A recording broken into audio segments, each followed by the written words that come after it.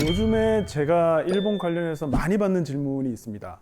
일본이 잃어버린 30년이 정말 끝났다는데 이게 정말 끝난 건지, 아니면 니케이 지수라고 이제 주가 지수가 4만을 돌파를 했죠. 그래서 혹시 이러다가 한국이 일본한테 뒤처지는 건 아닌가, 뭐 이런 질문들을 받는데요. 이 질문 중에 이제 몇 개는 맞고 또 몇 개는 틀렸습니다. 하지만 일본이 달라지고 있다는 점만은 확실한데요. 과연 일본이 어떻게 달라졌을까요? 그리고 정말 부활한 것이 맞을까요? 황재성 씨한테 제가 질문을 하나 드리고 싶은데요. 일본 하면 가장 먼저 떠오르는 이미지 어떤 게 있을까요? 저는 예전에 진짜 깜짝 놀란 적이 있습니다. 우리 코로나 사태 터졌을 때 여러분들 휴대폰으로 검사하라고 이렇게 문자가 왔었잖아요. 맞아요. 근데 일본은 어떻게 했냐면 일일이 우편으로 그걸 배달한 거예요. 그 공사. 이렇게 스마트하게 다 개발이 돼 있는데도 우편으로 하는 걸 보고 저 진짜 깜짝 놀랐거든요. 네네네. 다른 분들은 어떻게 생각하시나요? 이 부분에 대해서. 저는 와이프를 처음 만났을 때가 2019년도였거든요. 이제 음식을 먹는데 카드가 안 된다는 거예요. 커피를 먹어도 카드가 안 된다고. 이때는 또 잘 안 됐을 때네요. 19년도는 안 돼가지고 카드만 들고 갔다가 와이프 앞에서 굉장히 부끄러웠던 적이 있거든요. 그 커피값 하나도 못 내는. 18살 어린데 와이프가 돈을 대신 해주고. 그래서 일본 왜 이렇게 멈춰있지라는 생각을 맞아요. 그때 했었거든요. 아니 근데 그게 개발이 안 된 게 아니잖아요. 카드 리더기가 우리나라 2019년이면은 여러분 카드가 개발되면 개발됐지. 맞아요. 단말기는 개발이 이미 다 끝나 있거든요. 그렇지. 네네, 맞습니다. 저도 이제 몇 년 전에 비슷한 경험을 했는데요. 이제 일본 동료들하고 좀 긴급하게 서류를 좀 처리할 일이 있어가지고 동료들한테 부탁을 하나 했습니다. 제가 이제 PDF 파일로 서류를 보낼 테니까 거기에 이제 전자 서명을 해서 다시 나한테 빨리 돌려달라 이렇게 네. 얘기를 했는데 이제 여러 가지 문제가 생겼어요. 일단은 PDF 파일을 열지 못하는 동료가 있었고요. 그 다음에 또 어떤 동료는 아니 이거 이렇게 처리하는 게 보안상의 문제나 이런 것들 문제되지 않을까? 해서 굉장히 걱정을 하는 동료들도 있었습니다. 그래서 제가 야 그러면 어쩔 수 없다. 혹시 팩스 있냐? 근데 팩스는 다 가지고 있는 거예요. 그래서 빨리빨리 팩스로 처리합시다. 그래서 일이 해결이 됐던 적이 있었습니다. 이게 불과 사실은 뭐 몇 년 전인데 실제로 일본에서는 팩스 도장 종이가 3대 신기라고 불립니다. 원래 이 3대 신기라는 거는 그 일본의 건국 신화에 나오는 거울, 칼, 그리고 고곡이라고 불리는 장식용 구슬을 말하는 건데요. 이게 이제 일본 왕실 대대로 전해 내려오는 보물이죠. 그런데 이제 새로운 21세기의 3대 신기가 바로 이 팩스 도장 종이가 꼽히고 있습니다. 그래서 학교나 관공서에서는 여전히 팩스를 많이 사용하고 있고요. 맞아요. 그리고 여러 가지 이제 재밌는 사항들이 많았는데 2020 도쿄올림픽이 1년 사실 늦춰져서 2021년에 치러졌는데 그때 이제 NHK가 전 세계에 발신을 하면서 팩스로 응원 메시지를 보내달라.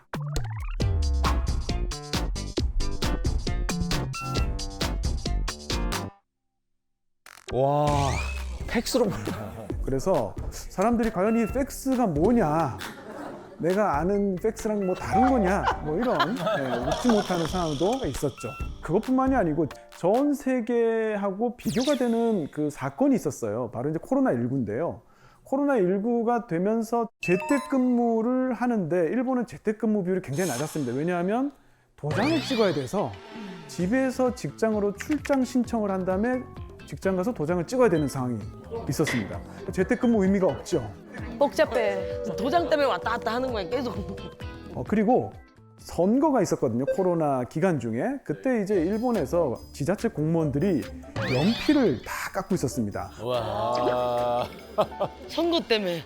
왜냐하면 일본은 이제 선거할 때 투표 용지에 그 연필로 이름을 쓰거든요. 그렇죠. 맞아요.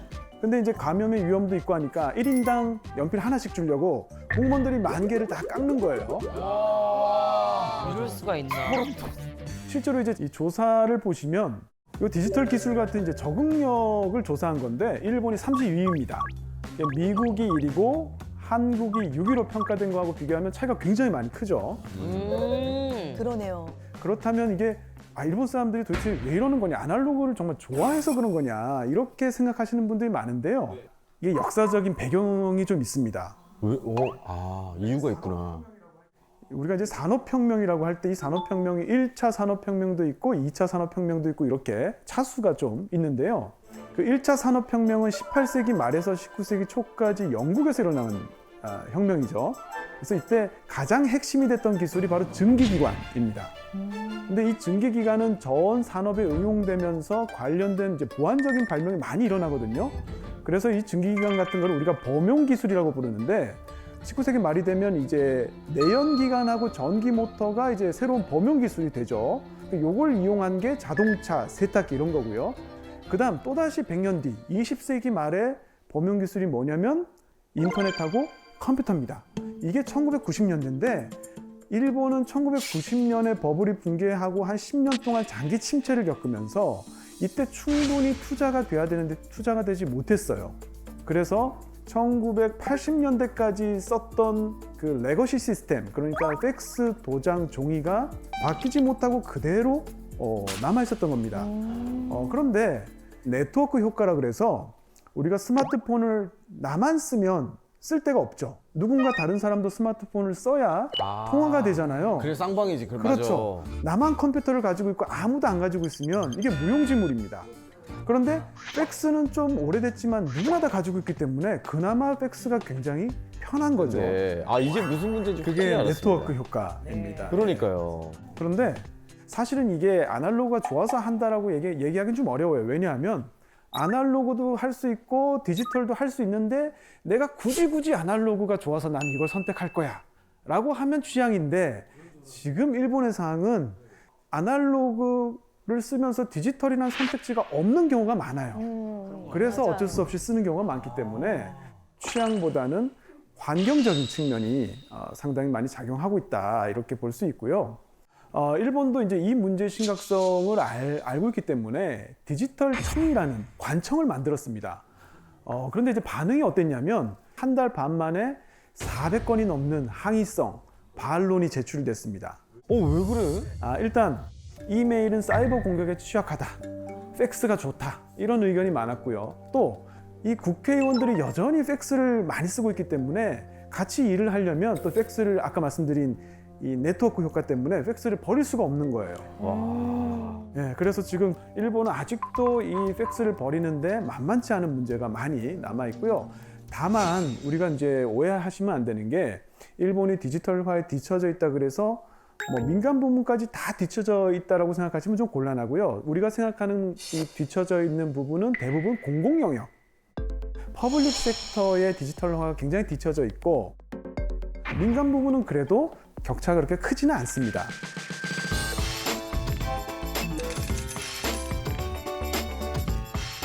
다만 그럼에도 불구하고 일본이 이 디지털화를 위해서는 해결해야 될 문제가 많기 때문에 앞으로 어떻게 달라질지 지켜봐야 할 것 같습니다. 그렇죠. 맞아요.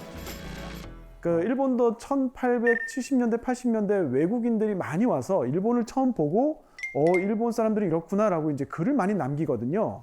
1882년에 요코하마에서 발간된 영자 신문이 있습니다. 거기 보면 뭐라고 되어 있냐면 일본 사람들은 게으르고 향락을 즐긴다. 문명 사회로 너희들이 발전하지 못하는 이유는 게으르고 향락을 즐겨서 그런 거야 라고 되어 있거든요. 의외다. 그렇다면 이게 일본 사람들은 도대체 언제부터 근면 성실해진 걸까요? 그러니까 더 정확하게 얘기하면 최고의 가치를 근면 성실로 생각하기 시작한 게 언제부터일지 수백 년 앞으로 가야 됩니다. 수백 년요? 아주 옛날 일본에는 마비키라고 하는 풍습이 있었습니다. 마비키? 이 마비키가 뭐냐면 우리가 이제 속가내다 이런 뜻인데 이제 식물이 너무 무성하게 자라면은 일부 이제 좀 제거를 하죠. 그런 걸 우리가 마비키라고 하는데 이 에도 시대에는 이 마비키가 어린 아이들에게 적용이 됐습니다. 무슨 말이냐? 기근이 들어서 먹을 게 없으면 잎 하나라도 줄 생각으로 영아 살해가 일어납니다. 그러니까 우리가 한지 같은 거 있잖아요. 그걸 물에 적셔서 그냥 이렇게 덮어놔요. 그러면 이제 조금 시간이 지나면 이제 죽겠죠. 근데 이제 그 당시에는 사실은 이제 우바스테라는 풍습도 있었어요.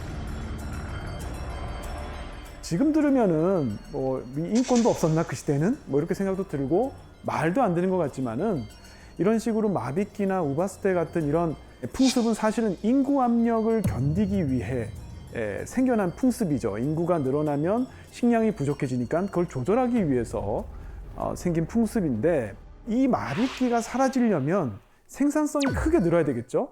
그래서 식량이 많이 생산돼서 인구를 부양할 수 있어야 되는데, 그게 언제부터 가능해졌냐면 17세기부터 바뀌기 시작합니다.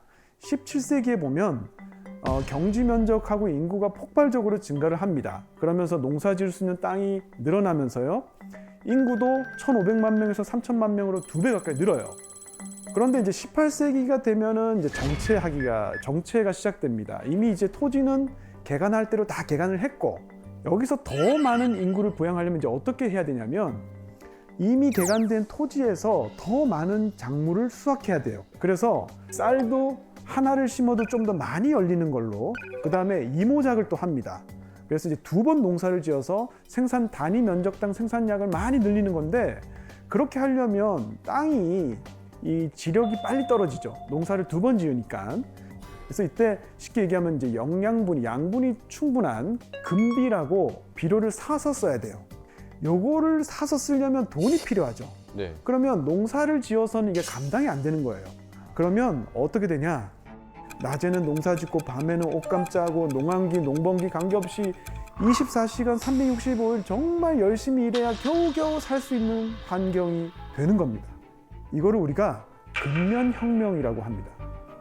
근면하게 일해서 생산성 혁명을 발생시키는 거거든요.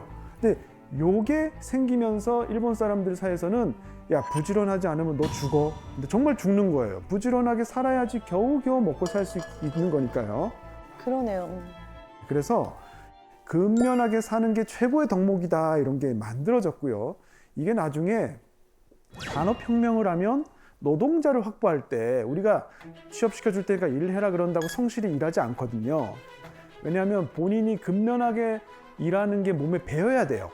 오랜 시간 습득하고 훈련해야 되는데, 일본은 자동적으로 근면한 농민들이 너무 많았기 때문에 공장 노동자로 그대로 흡수해서 쓸 수가 있었죠. 그래서 산업혁명에 굉장히 도움이 됐습니다. 전혀 몰랐습니다. 그래서 이제 한때는 이제 먹고 사는 게 가장 큰 문제이던 시절도 있었습니다만, 지금은 사실은 상황이 많이 달라졌죠. 그래서 전 세계에서 가장 큰 문제로 대두되고 있는 게 바로 이 저출산 문제인데요. 맞아요. 최근 우리나라 입학식 시즌이었는데 신입생이 단 한 명도 없어서 입학식을 못한 초등학교가 무려 150곳에 이른다고 합니다. 이제 저출산 문제가 아니라 저출산율 추락사, 뭐 이렇게 불리는 것도 이상한 일이 아니죠. 그런데 우리보다 먼저 저출산 문제를 실감하고 준비한 나라가 일본입니다. 일본은 1989년에 이 합계 출산율이 1.57명까지 떨어지면서 소위 1.57 쇼크를 겪게 됩니다. 아이고야. 이게 1.57이 왜 쇼크냐면, 합계 출산율이 1.57 근처까지 떨어진 적, 1.58이 된 적이 딱 한 번 있었는데, 그게 1966년입니다. 1966년이 말띠 해거든요. 왜 하락했는지 짐작이 되시나요? 말띠? 말띠라고 제가 힌트가- 힌트를 드렸는데, 말띠가 힌트라고요? 말띠가 힌트입니다. 네. 뭐지? 뭘까요? 말띠는 연마살이 껴요. 오, 네, 비슷합니다. 네. 저는 그래서 4년 여자 선배들이 숫자가 적었어요. 그렇죠. 한국도 그랬죠. 네. 그래요? 왜? 8호학번 선배들이 숫자가 적었어요. 일본도 지금 우리 김경일 교수님 말씀하신 것처럼 비슷한 게 있는데, 60년에 한 번씩 병오년이 돌아오죠. 그런데 이 병오년에 태어난 여자아이는 팔자가 세다, 이런 미신이 있어서 조금 나았습니다. 그래서 이때 1.58로 출산율이 훅 떨어진 거예요. 근데 여기에는 지금 가슴 아픈 사랑 이야기가 숨어 있습니다, 사실은. 지금 여기 보시면 네. 이 여성이 이제 에도 시대에 실존했던 야오야 오시치라는 여성인데, 야오야라는 건 이제 야채 가게고 오시치가 이름인데요. 그런데 이 집에 큰 불이 나가지고 근처 절로 피신을 갑니다. 그리고 이제 그 절에서 심부름을 하던 어떤 남자아이와 사랑에 빠집니다. 클리셰가 아주. 네. 시간이 지나서 이제 집이 다 수리되고 집으로 돌아가야 되는 때가 왔어요. 그래서 이제 오시치가 굉장히 이제 너무 보고 싶으니까 어떻게 할까 고민하다가 불이 다시 한번 나면 되지 않을까? 어디? 그래서 집에다 불을 질렀어요. 어. 근데 다행히 초기에 진화가 됐고요. 방화범으로 붙잡힙니다. 그리고 이제 화형을 당해서 죽거든요. 어머. 화형이요? 네네. 그런데 이 오시치가 병원년에 태어나서 이게 병원년에 태어난 여자애들은 기가 세구나. 그래서 이후에 이제 1906년에도 여자아이가 조금 태어났어요. 그리고 60년 뒤인 1966년 병원년에도 그 전해에 비해서 50만 명이나 적게 태어났습니다. 그래서 이때 1.58로 출산율이 훅 떨어진 거예요. 미신을 안 믿어도 미신에 맞서는 건 두려워하는 거죠. 네. 그러니까 한 번 만들어진 미신을 제거하기가 그렇게 어렵다는 거예요. 네. 그렇죠. 그런데 1989년은 아무런 충격이 없었는데 1.57까지 떨어졌으니까 이제 쇼크였던 거죠. 때문에 일본 정부는 이제 화들짝 놀라서 본격적으로 이제 이 고민을 시작했고요. 일과 육아의 양립이 가능한 환경을 만들어야 된다. 이런 이제 결론을 통해서 엔젤 플랜이라는 걸 이제 시작을 합니다. 엔젤 플랜. 근데 다만 이제 당시 공무원들은 굉장히 좀 낙관론에 빠져서 좀 안일했어요. 그래서 이거 애기 안 낳는 게 보육 문제지. 그러니까 이제 보육 시설만 충분하면 다 나을 거야 이렇게 생각을 했습니다. 그런데 한 5년이 지나도 전혀 합계 출산율이 또는 출생아 수가 감소하는 속도가 줄지 않았어요. 그래서 이후에 이제 여러 가지 이제 시행착오를 겪으면서 5년마다 새로운 정책을 계속 내고 있는데요. 결론은 조금도 해결이 되지 않았습니다. 다 실패했어요. 관련 예산은 엄청나게 많이 늘었죠. 그런데 합계 출산율은 그대로고요. 출생아 수는 오히려 이제 줄고 있죠. 와. 이게 일본 사회에서 1.57 쇼크에 버금갈 정도로 충격을 주고 있습니다. 원래 일본에서 추계할 때는 2033년이 되면 77만 명 정도가 될 거야 라고 생각을 하고 있었어요. 그런데 재작년에 77만 명이 이제 된 겁니다. 10년이나 줄었네. 와. 그래서 지금 이제 키시다 총리는 지금 뭔가를 하지 않으면 2030년대가 되면 젊은 인구가 더 빨리 줄어들기 때문에 그냥 일본은 끝난다. 아무것도 안 된다. 바로 지금, 올해, 내년, 지금 해야 된다라고 강조를 하고 있습니다. 이 과정에서 키시다 총리의 눈에 들어온 곳이 하나 있었어요. 바로 이 나기초라는 마을인데요. 오카야마현에 있는 나기초라는 인구 5천의 소도시인데 합계 출산율이 무려 2.95명. 우와. 2.95명이에요. 네, 그러니까 집에 아이가 거의 한 3명인 거예요. 3명 가까이 있는 거죠. 어떻게 그럴 수 있지? 그래서 말 그대로 키세키노마치, 기적의 마을이라고 소개가 됐습니다. 그래서 이제 우리뿐만이 아니고요. 일본 전 세계 이 사회과학자들이 몰려들어서 이 나기초 마을을 지금 연구하고 있어요. 이 대책을 보니까 출산 축하금도 주고 영유아 치료비도 나오고 취약 지원금 같은 이제 경제적 지원도 있고요. 또 약간 특이한 게 공동 육아 시설이라고 이 나기 차일드 홈이라고 하는 게 있습니다. 이런 거라든지 해서 정말 많은 노력을 하고 있다는 거를 알게는 됐습니다. 그런데요, 지금 제가 말씀드린 것들 이거 이미 다 우리도 하고 있는 거 아닌가요? 맞아요. 하고 있죠. 뭔가 특별한 게 있나 싶으면 별로 특별해 보이지 않잖아요. 그런데 왜 나기초는 성공할 수 있었을까? 사실은 우리가 합계 출산율이라는 지표에 대해서 곰곰이 생각해 봐야 될 필요가 있습니다. 이게 합계 출산율이라는 게 분수거든요. 분모가 있고 분자가 있는데 분모는 가임기 여성의 숫자예요. 그러니까 보통 이제 15세부터 49세까지의 여성의 숫자가 들어갑니다. 그리고 분자에는 그 가임기 여성이 낳은 출생아 수, 아이들의 숫자가 들어가요. 그런데 합계 출산율이 상승하려면 분자인 출생아 수가 늘면 상승하겠죠. 근데 우리는 보통 그걸 생각하는데 한 가지 더 있습니다. 분모, 가임기 여성의 숫자가 줄어들어도 합계 출산율은 올라갈 수가 있죠. 맞아요.